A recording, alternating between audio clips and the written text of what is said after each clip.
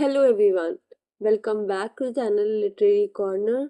आई hope आप सब लोग बहुत अच्छे होंगे और मेरी वीडियोस को देख रहे होंगे और आपको वो जो कंटेंट मैं डिलीवर कर रही हूँ वो अच्छे से समझ आ रहा होगा।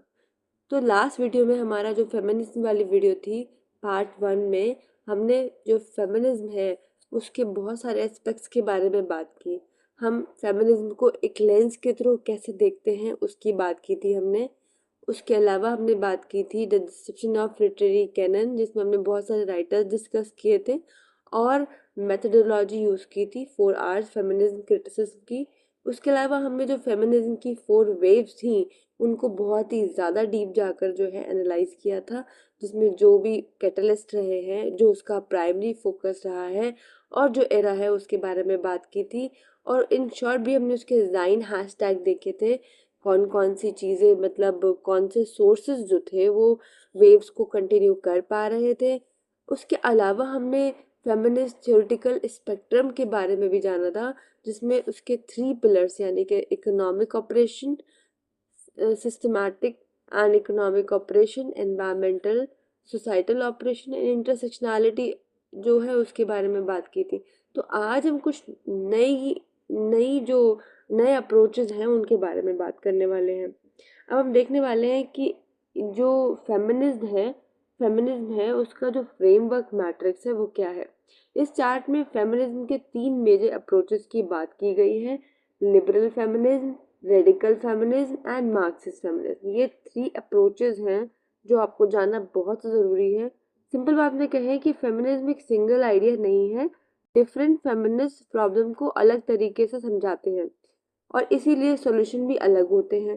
तो इनको 3 अप्रोचेस में डिवाइड किया गया है। लिबरल फेमिनिज्म में रेडिकली अप्रोच, मतलब जो रेडिकली जो है रेडिकल आइडियाज थे रिलेटेड टू फेमिनिज्म, और जो मार्क्सिस्ट आइडिया थे। 3 डिफरेंट आइडियाज, आइडियोलॉजीज कह सकते हैं आप, जो कि डिफरेंट एस्पेक्ट्स को कवर करती हैं। लिबरल फेमिनिज्म की बात कर लेते हैं। पहले देखो हम इसमें क्या क्या बात करने वाले हैं। हम इसका मेन फोकस पे बात करेंगे। View of the system and the method के बारे में हम डिस्कस करने वाले हैं।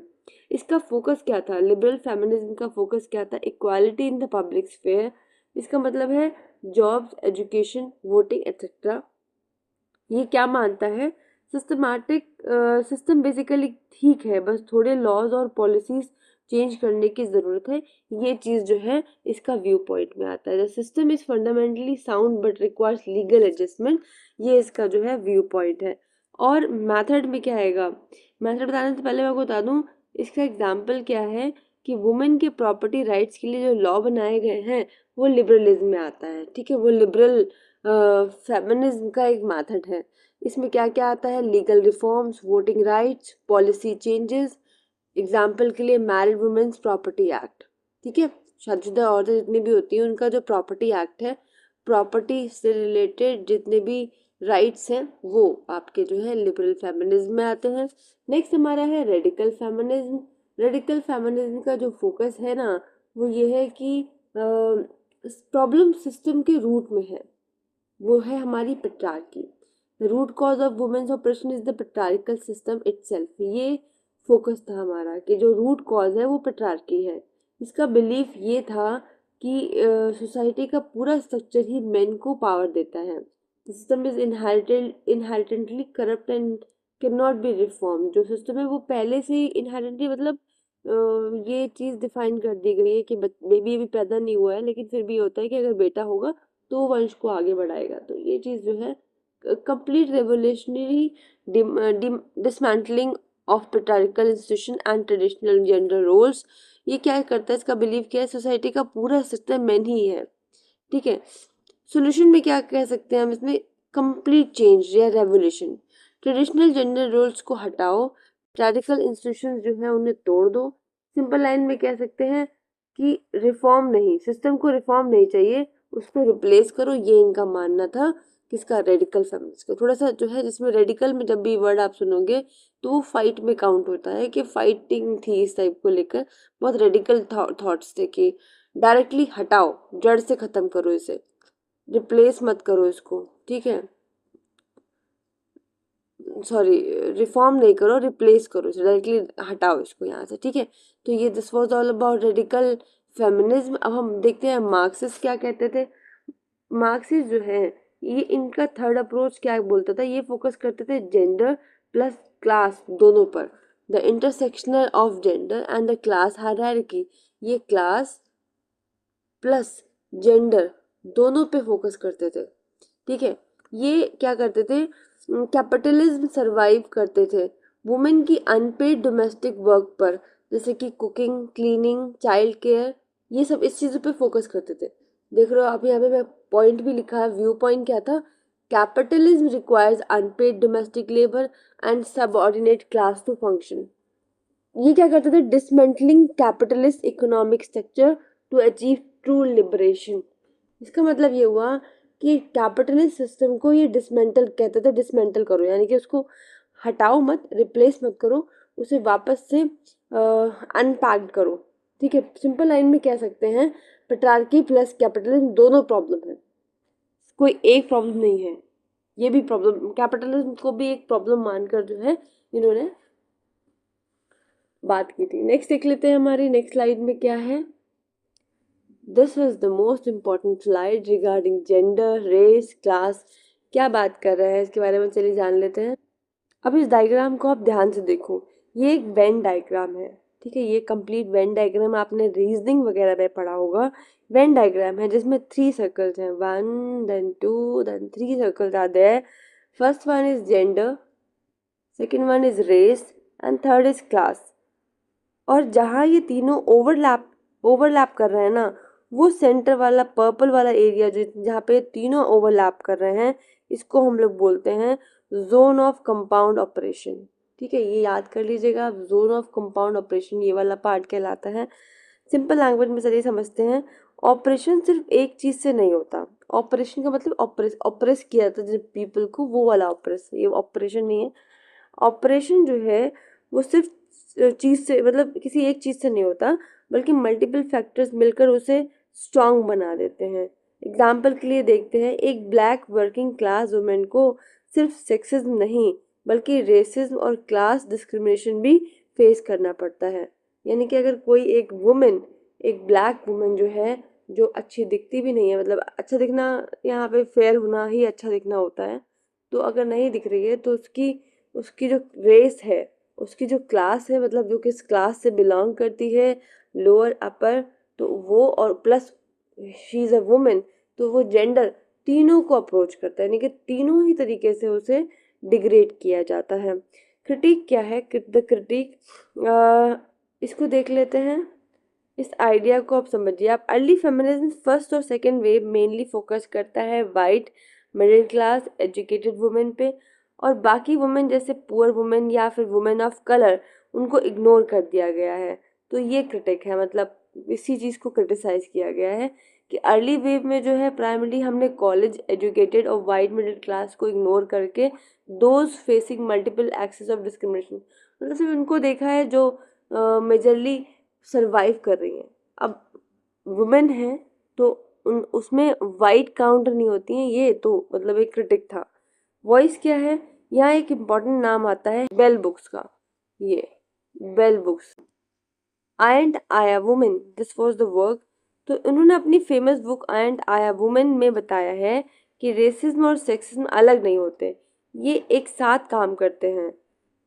इंसाइट के लिए समझ लेते हैं क्या एग्जैक्टली डिपिक्ट करना चाह रहे हैं, कि एक ब्लैक वुमेन के लिए ऑपरेशन डबल हो जाता है। इसलिए ट्रू फेमिनिज्म को सिर्फ जेंडर नहीं बल्कि रेस, क्लास होगा। मतलब सिर्फ हम ये नहीं कह सकते कि जो फेमिनिज्म है वो जेंडर तक रेस्ट्रिक्टेड है, बल्कि एक वुमेन का क्लास, ठीक है, क्लास और उसकी रेस भी उससे इफेक्ट डालती है कि उसको कितना डिग्रेड किया जा रहा है, सप्रेस किया जा रहा है या ऑप्रेस किया जा रहा है, ठीक है। दिस वाज, चलिए नेक्स्ट पेज देख लेते हैं। Gender, the gender performativity loop, ये क्या है, अब इसके बारे में देख लेते हैं। यहाँ पे आप देख रहे हैं ना, step 1 social expectation, step 2 repeated social performances, step 3 the illusion of innate gender, and step 4 reinforcement of masculine domination. ये 4 स्टेप्स में जो है ना जेंडर वो कंटिन्यू चलता रहता है। इन 4 स्टेप्स को आप बहुत अच्छे से याद कर लीजिएगा। मैं आपको अभी इन चारों स्टेप्स का एक्सप्लेनेशन देने वाली हूँ, जो आपको क्या करना है, कॉपी पर पॉइंट वाइज नोट कर लेना है। तो चलिए शुरू करते हैं। ये आइडिया दिया गया था जूडिथ बटलर ने, जो एक्चुअली इंस्पायर्ड है सिमोन दी बेवोर का एक फेमस लाइन है। ठीक है, तो ये देखो मैं यहाँ पे मेंशन भी है, सर्कल में आप देख रहे हो। आइडिया किसने दिया था? जूडिथ बटलर ने। लेकिन ये रिलेटेड है और इंस्पायर्ड है सिमोन दी बेवोर की famous line, one is not born but rather becomes a woman. ठीक है, this was given by inspired by Simone de Beauvoir and given by operationalised by Judith Butler. तो ये idea क्या है basically, इसको अच्छे से समझते हैं इजी लैंग्वेज में। जेंडर कोई फिक्स चीज़ नहीं है, जेंडर एक परफॉर्मेंस है। सिंपल लाइन में कहें तो gender is not what you are, gender is what you do. Right. सब कुछ स्टार्ट होता है बर्थ के टाइम, जैसे ही बेबी बॉर्न होता है। ठीक है, स्टेप 1 आप कह सकते हो। जैसे ही बेबी बॉर्न बॉर्न होता है ना, तो उस टाइम पे सोसाइटी एक स्क्रिप्ट असाइन कर देती है। एग्जाम्पल के लिए कि अगर बॉय होगा तो स्ट्रांग होगा और डोमिनेंट होगा। ठीक है, तो ये वाला हमारा स्टेप 1 चल रहा है, जहाँ पे सोसाइटल एक्सपेक्टेशंस आती हैं। सोसाइटी किसी भी बेबी के बॉर्न होने से पहले ही एक्सपेक्ट कर लेती है कि if it will be a boy he will be a strong and dominant person, और अगर गर्ल होगी ना तो वो बहुत सॉफ्ट और केयरिंग होगी। तो वो बायोलॉजिकल सेक्स जो है उसका वो डिसाइड करेगा कि एक्चुअली में वो कैसा परफॉर्म करेगी, कैसा बिहेव करेगी जब वो बच्चा मतलब बड़ा हो जाएगा। नेक्स्ट है हमारा, यानी आपको पता रहता है कि तुम कैसा बिहेव करोगे, ये वाली लाइन जो है याद रखिएगा।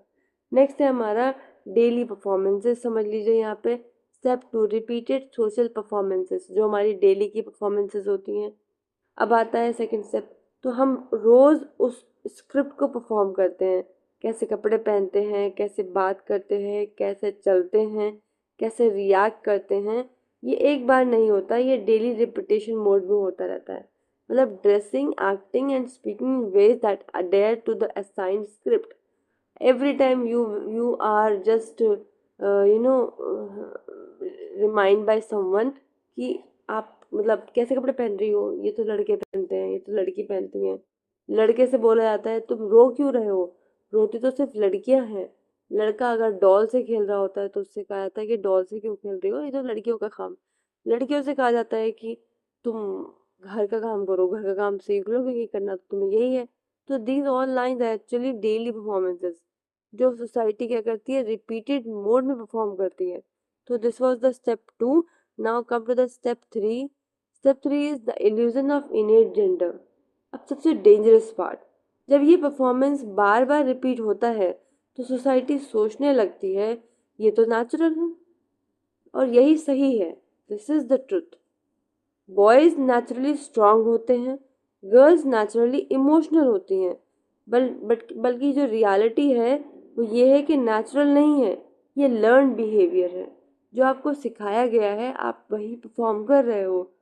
तो जैसे गर्ल्स भी बहुत सारी या वुमेन जो जितने भी मैन हैं वो भी इस बात को बिल्कुल नहीं स्टैम की तरह बोलते हैं कि दिस इज़ फिक्स्ड, कि एक लेडी जो है वो घर के सारे कामकाज करेगी और बेबी को केयर करेगी, और मेन जो है वो बाहर के सारे काम करके आएगा। तो ये सारा जो है एक इल्यूजन है। इसका ऑपोजिट भी अगर देखा जाए तो ये पॉसिबल है, पर नहीं। पर सोसाइटी क्या करती है, हमें एक रिपीटेड मोड पे जो परफॉर्मेंसेस करवाती है उससे हम एक इल्यूजन में चले जाते हैं। ठीक है, और हम उस जेंडर को कंप्लीटली अडॉप्ट कर लेते हैं, हम मान लेते हैं। ठीक है, कि मैं मतलब एक बॉय हूँ तो I will be a strong one, and मुझे रोना नहीं है, मुझे मतलब इमोशनल नहीं होना है, सब चीज़ें। नेक्स्ट हमारा आ जाते हैं री enforcement of power. Last step है हमारा द री इन्फोर्समेंट ऑफ मैस्कुलिनिस्ट डोमिनिस्ट, री इन्फोर्समेंट ऑफ मस्कुलिनिस्ट डोमिनेशन। इसमें क्या है, ये फाइनल स्टेप है। इस नेचुरल इल्यूजन को यूज़ किया जाता है इस वाले स्टेप में। जो भी इल्यूजन हमारा थर्ड स्टेप में क्रिएट होता है उसको फोर्थ स्टेप में यूटिलाइज किया जाता है पावर मेंटेन करने के लिए। मेन को अथॉरिटी मिलती है, वुमेन को लिमिटेड रोल्स, है ना। The binary is weaponised to maintain power structure. Binaries यहाँ पे कहा गया है जेंडर्स को, उनको जो है वेपनाइज किया जाता है कि उनको कौन से स्ट्रक्चर मेंटेन करने हैं। यहाँ पे रोल से बात हो रही है, यानी जेंडर रोल सिस्टम को सपोर्ट करते हैं। जो सिस्टम बन रहा है हमारा वो जेंडर की वजह से ही, जेंडर के जो भी अलॉटेड वर्क्स हैं उनकी वजह से ही। तो आप समझ पा रहे होंगे ये पूरा एक लूप बन जाता है।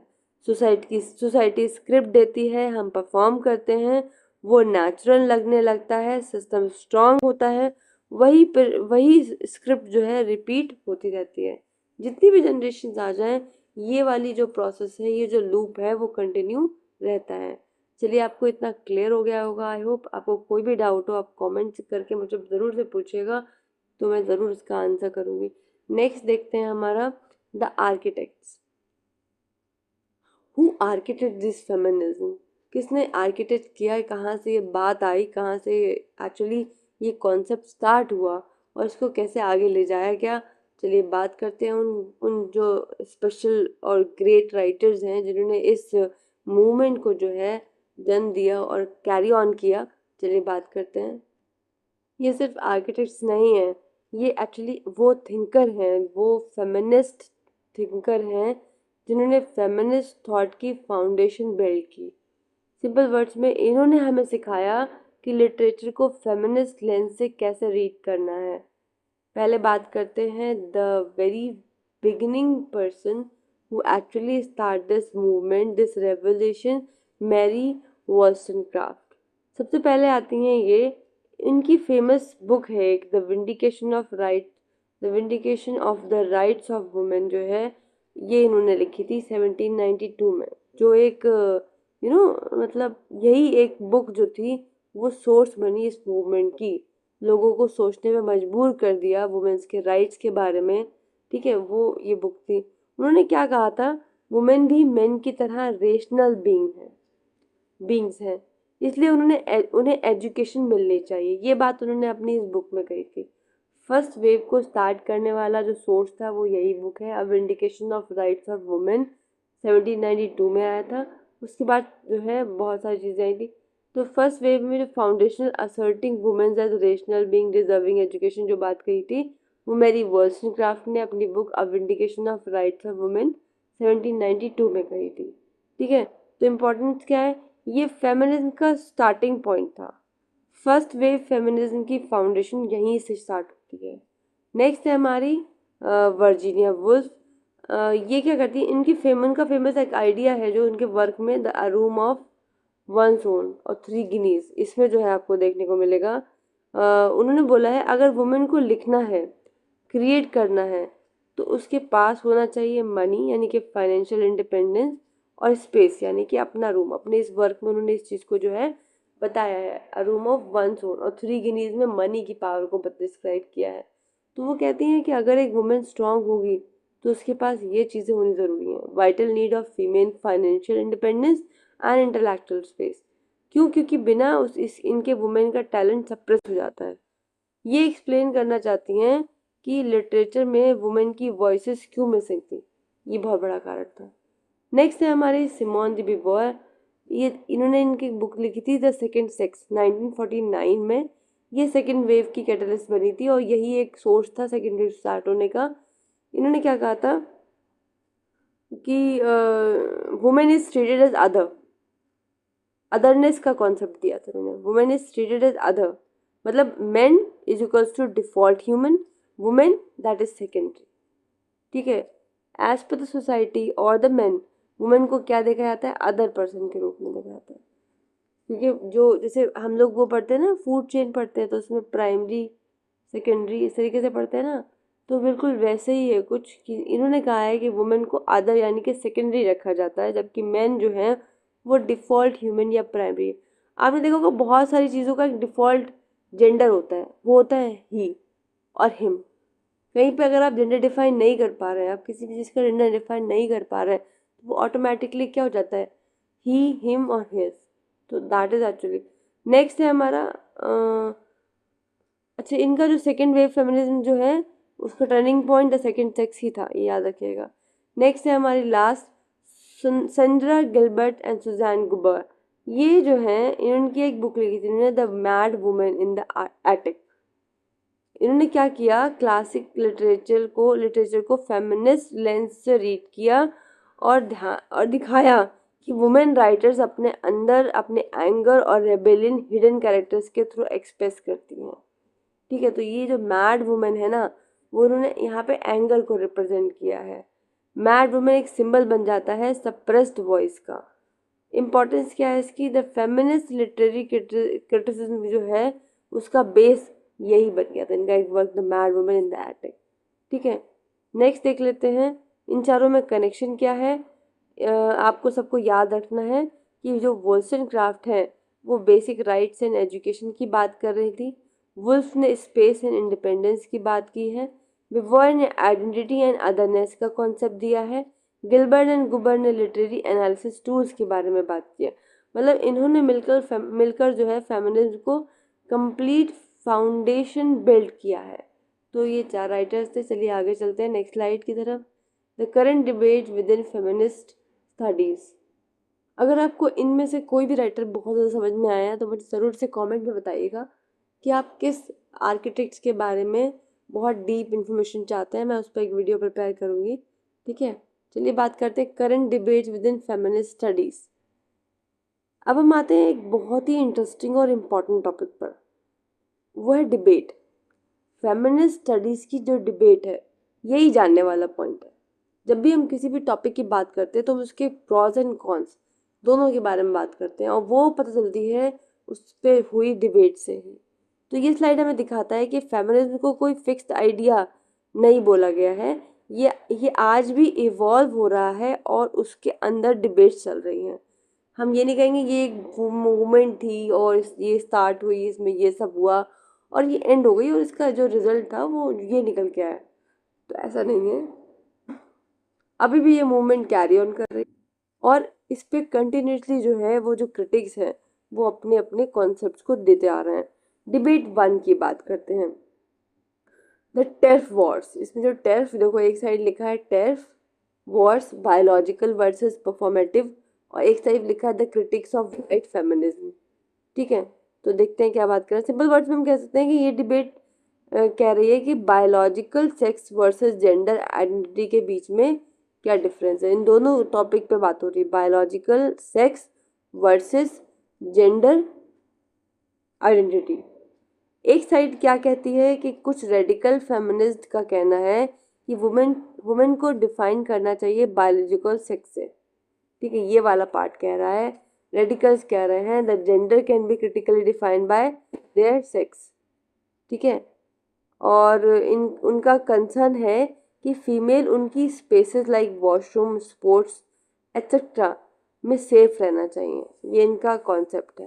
ठीक है, तो दूसरी साइड में देख लेते हैं क्या कह रहे हैं, कॉन्सेप्ट क्या है इनका। ये थिंकिंग जो है आउटडेटेड है, ये वापस ले जाती है बायोलॉजिकल एसेंशियलिज्म की तरफ और ये कह रहे हैं कि जेंडर को सिर्फ बॉडी तक लिमिट नहीं रहनी चाहिए, मतलब बॉडी तक लिमिटेड नहीं है जेंडर। सिंपल लैंग्वेज में एक साइड बायोलॉजिकल इम्पॉर्टेंट है, दूसरी साइड आइडेंटिटी और एक्सपीरियंस इम्पॉर्टेंट है। तो दोनों ही डिबेट में हम क्या कह रहे हैं कि वाइट फेमिनिज्म, अब देखो वाइट फेमिनिज्म आता है, ये टर्म पॉपुलर हुआ कोआ बैक के टाइम पर, कोआ बैक थ्रो कह सकते हैं आप। प्रॉब्लम क्या थी, क्रिटिक्स कहते हैं कि आज का कुछ फेमिनिज्म बन गया है, एक प्रोडक्ट बन गया है, एक तरीके से कह सकते हैं आप, जिसमें एग्जांपल है कि girl boss culture, empowerment slogans, social media branding, ये सब चीज़ें जो हैं यही प्रॉब्लमैटिक बन गई हैं। फोकस क्या कहता है इसका, फोकस कहता है इंडिविजुअल सक्सेस पर बात होनी चाहिए, उनके career growth, money, personal success पर बात होनी चाहिए, लेकिन सिस्टमैटिक इश्यूज इग्नोर हो जाते हैं जैसे कि क्लास इनइक्वालिटी, रेसिज्म और एक्सप्लोरेशन। अगर हम डीप इनसाइट की बात करें इसी स्लाइड पे तो फेमिनिज्म सिस्टम को थोड़ा नहीं, बल्कि उसमें फिट हो जाता है, मतलब थोड़े सिस्टम में नहीं, फेमिनिज्म बिल्कुल बस जाता है उनके, मतलब जैसा उनको सिखाया गया है, जैसा उनको बताया गया है, वो वैसा ही करना स्टार्ट कर देते हैं। यानी पावर स्ट्रक्चर सेम नहीं रहता, सिर्फ उसमें वुमेन आ जाती हैं। तो फाइनली हम कह सकते हैं दोनों ही हमें ये सिखाते हैं कि फेमिनिज्म एक लिविंग मूवमेंट है जो खुद को क्वेश्चन करता रहता है। एक डिबेट जो है पूछता है हु इज इंक्लूडेड, दिस वाला पार्ट। दूसरा कहता है किस टाइप का फेमिनिज्म हो रहा है, किसको, पहला कह रहा है किसको इंक्लूड करना चाहिए, दूसरा कह रहा है कि किस टाइप का फेमिनिज्म है। इसमें क्लास और उनकी जो कैटेगरीज है उनकी बात हो जाती है। ठीक है, तो आई होप आपको ये समझ आया होगा। नेक्स्ट स्लाइड पे चलते हैं। अब हम आते हैं एक बहुत ही इंटरेस्टिंग और प्रैक्टिकल कॉन्सेप्ट पर, द इंटरसेक्शनल वेब। ये क्या है इसको समझ लेते हैं। ये इंटरसेक्शनल, तो आप इस वर्ड को अच्छे से लर्न कर लीजिए। जो फेमिनिज्म अभी का चल रहा है ना, अभी वाला जो वेव चल रहा है, उसमें यही एक टॉपिक है, यही एक हाईलाइटेड वर्ड है, इंटरसेक्शनल। ठीक है, इंटरसेक्शनैलिटी, ये सब वर्ड्स आप सुनेंगे। ये डायग्राम हमें बताता है कि रियल लाइफ में फेमिनिस्ट थ्योरिस्ट जो है, थ्योरीज का यूज कैसे होता है। तो मेन वर्क क्या है इसका सबसे पहले सेंटर को देखो। सेंटर आपको दिख रहा है, this one, Toni Morrison's work example playing in the dark, दिख रहा है आपको। तो यहाँ पर एक पावरफुल राइटर है टोनी मॉरिसन, नाम अच्छे से याद कर लीजिए, जहाँ पे फेमिनिज्म की बात आएगी आपको ये नाम लिखना है। उनका जो वर्क है, जैसे playing in the dark, centre में रखी गई है। क्यों? क्योंकि उनकी राइटिंग इतनी डीप और कॉम्प्लेक्स है कि सिंगल थ्योरी से समझना पॉसिबल ही नहीं है। कोई एक सिंगल थ्योरी नहीं बता सकती। उनकी जो राइटिंग्स है वो बहुत डीप और बहुत कॉम्प्लेक्स है रिगार्डिंग फेमिनिज्म और फेमिनिस्ट थ्योरी। ठीक है, ये डायग्राम एक वेब है, मतलब मल्टीपल फेमिनिस्ट लेंसेज एक साथ काम करते हैं, तब जाके फुल मीनिंग समझ में आता है। जैसे मान लो अगर आप किसी भी थ्योरी को पढ़ रहे हो, तो वो थ्योरी जो है सिर्फ जेंडर की बात नहीं कर सकती, सिर्फ जेंडर लेंस से हम उस थ्योरी को नहीं देख सकते। तो हम तीनों ही लेंस यूज़ करेंगे। तीनों क्या, मतलब जितने भी लेंसेज हैं उन सभी को एक साथ यूज़ करेंगे, तो वो चीज़ में आ जाएगी हमारी इंटरसेक्शनल वेब में। ठीक है, पहले देख लीजिए, एक साइड लिखा हुआ है ब्लैक फेमिनिज्म। ये क्या है? ये फोकस करता है रेसिज्म प्लस सेक्सिज्म एक साथ। ठीक है, मतलब ब्लैक वुमेन डबल या ट्रिपल ऑपरेशन फेस करती हैं, ये चीज़ बताता है ब्लैक फेमिनिज्म। इस लेंस में हम देखते हैं कि कैरेक्टर्स किन स्ट्रगल से गुजर रहा है, जैसे क्या क्या फेस करना पड़ रहा है। दूसरा हमारा है मार्क्सिस्ट फेमिनिज्म। ये क्या बता रहा है? ये फोकस करता है क्लास और इकोनॉमिक इश्यूज को। For example poverty, labour, exploitation, इन मुद्दों को जो है ये जो है हाईलाइट करता है। ये दिखाता है कि मनी और क्लास कैसे स्टोरी को शेप करते हैं। ठीक है, देखो यहाँ पे ये बात भी कर रहा है इसकी कि economic deprivation and class struggle driving the narrative. तो दिस इज मतलब this approach is given by Marxist feminist. Third हमारा क्या है? Feminist literary critic.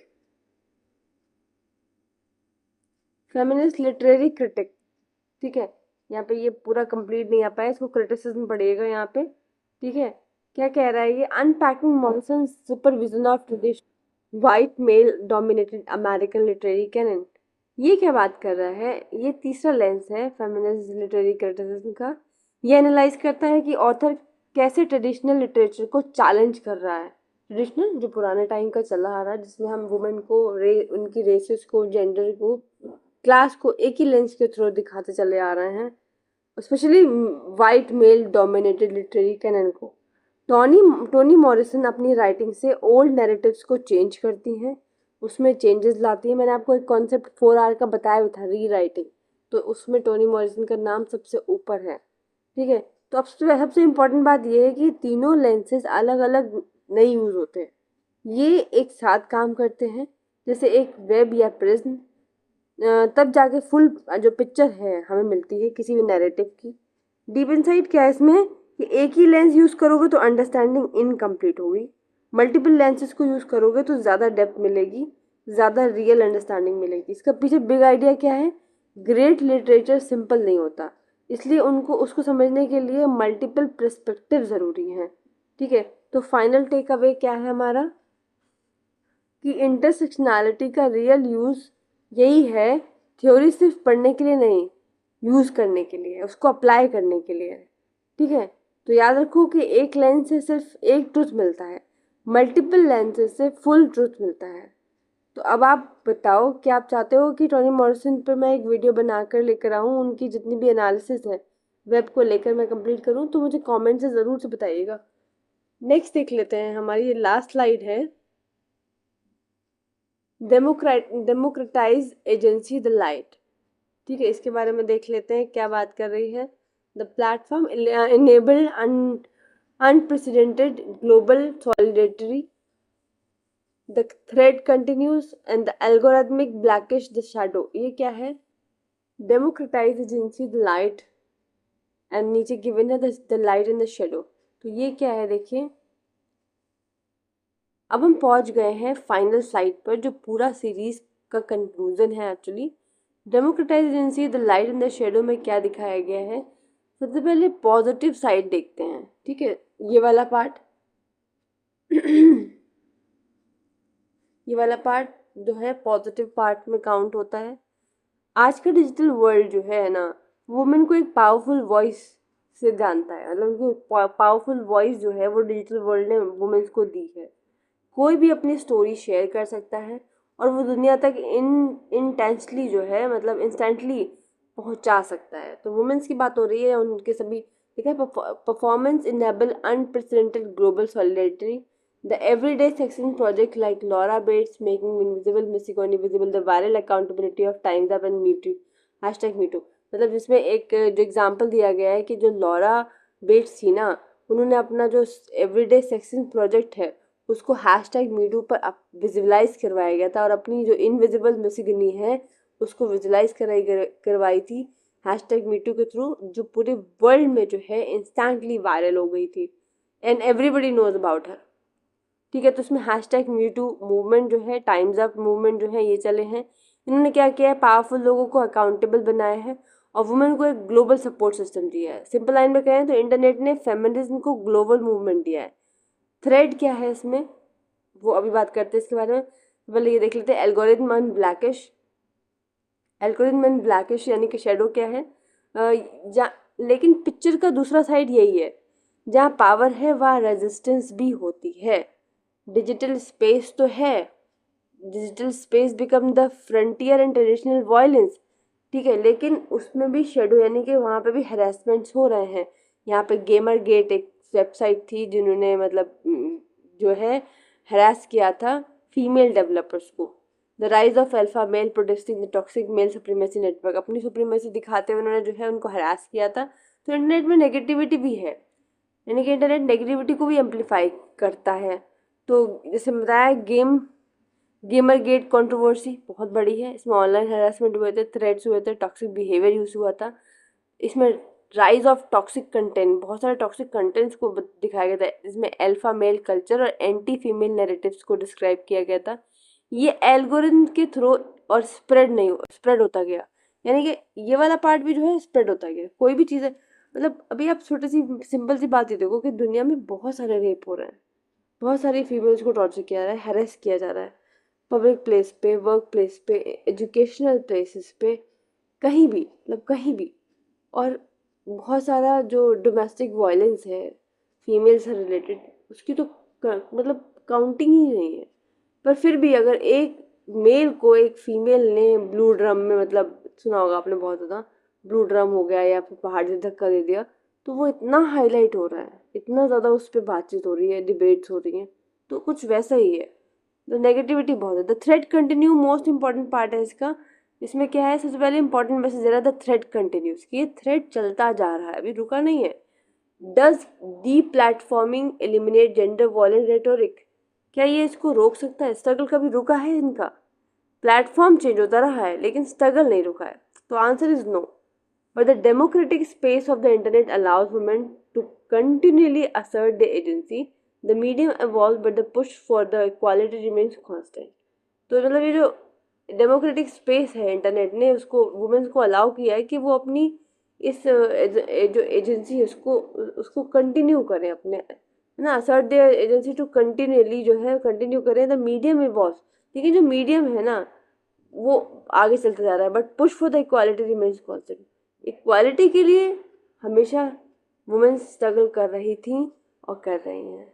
ये प्लेटफॉर्म जो है वो कौन कौन से हैं, जैसे कि पैम्पलेट्स, बुक्स, जाइंस, हैशटैग्स, है ना, लेकिन गोल सेम रहता है, इक्वालिटी। अब डीप इनसाइट क्या है इस पूरे पेज का, इवन अगर कुछ वॉइस को सप्रेस किया जाए फिर भी फीमेल्स अपने रास्ता फाइंड कर लेती हैं, क्योंकि ये एक आइडिया है, सिर्फ प्लेटफॉर्म नहीं है।